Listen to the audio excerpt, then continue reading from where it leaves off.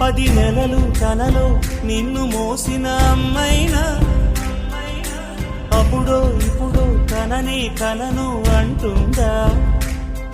ప్రతి కుసుమం తనదే అనదే విరిసే కొమ్మైనా గుడికో జడకో సాగనంపక ఉంటుందా? బతుకంటే బడి చదువా అనుకుంటే అతి సులువా? పొరపడినా పడినా జాలి పడదే కాలం మనలాగా. ఒక నిమిషం కూడా ఆగిపోదే నువ్వు వచ్చేదాకా.